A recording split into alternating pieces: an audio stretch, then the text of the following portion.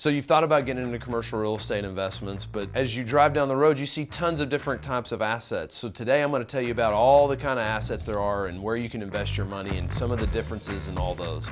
My name's Jeremy Mercer. I'm the CEO of Matador Capital. In my career, I've brokered over 9 million square feet of commercial property and over 300 million in transaction volume. Last year, I purchased $35 million in assets, and this year I'm on pace to purchase $100 million in assets. And I'm here to talk to you about commercial real estate and how I can help you understand it more. So, you've seen all kinds of commercial property, but what are these things really called? We usually define these by like an asset class. So an asset class would be an office tower. So that's the office asset class. So a great benefit of investing in office is it's multi-tenant, and so you can minimize your vacancy factor. The downside to office is that it's very heavy in tenant improvement dollars that are needed to spend to entice a tenant to come lease your space. The previous generation of the space never makes it to the next either. And what I mean by that is someone's old office, the new tenant doesn't want that new office, and the office finish out is very expensive. So now with COVID, office has become an asset class where you got to be very careful getting into it and understanding, can you fill that building up? Because there's a lot of vacant office buildings right now. Another asset class is retail. Where do you go get your hair cut? Where do you get your dry cleaning done? Where do you go to the gym? Those are retail centers. Larger, bigger boxes are starting to make their way back. Retail has been hurt by the Amazon effect, but 83% of all goods are still purchased in a physical store. So I do think retail is still a great asset class to be in. Another type of asset class is industrial. These are the warehouses and the manufacturing facilities where your goods are made and where they're stored in warehouses and then shipped to you.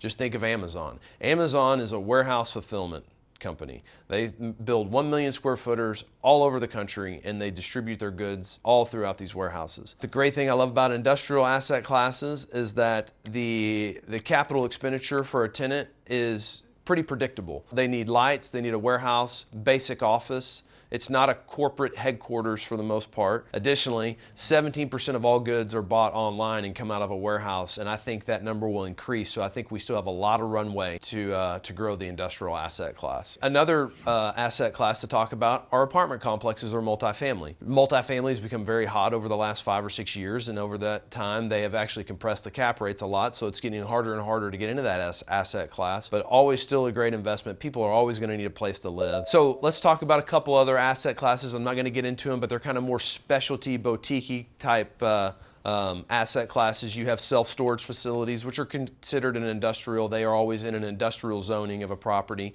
You have hotels. You have data centers. Data centers are more of an industrial building as well, though, because they're looking for heavy power and a large warehouse footprint to house all their data. And marijuana has become a big industrial user. Grows, and the manufacturing of it. And additionally, they're also occupying retail for the front end of it for their, what is it called? Their dispensary. And then another one is cold storage. Cold storage is an asset class that I think is very under market right now. We need more cold storage. Your food, just like an Amazon warehouse, there are multiple warehouses that store the food in it that gets distributed to you. But cold storages are very expensive to build, very, very niche-y to get into, but a great asset class if you have the money to do it. Another type is just triple net leases. These are usually a retail component, but they're usually maybe like a Caliber Collision or a CVS Walgreens. These are retail type buildings, but the tenant will sign a long-term lease, typically like 15 years. Zero responsibility for the landlord. The tenant takes on all the responsibility. I love these deals. I buy them every now and then. I think they're great because you just don't have to think and your money shows up every month. And then there's also just land, raw land investments. Land is something that you got to be studying and be very into and very in tune with what's going on around you to make sure that you don't just get burned sitting there holding it. Land investments can take a long time to mature, but as long as you're buying in the pathways of expansion, you should do pretty well on land investments. So to summarize, those are the types of asset classes: office, retail, industrial, multifamily, and then the specialty product types that I told you about. My name's Jeremy Mercer. I'd love to speak with you more about investing in commercial real estate. If you want to get a hold of me, DM me, leave me a comment, and I'd love to talk to you soon.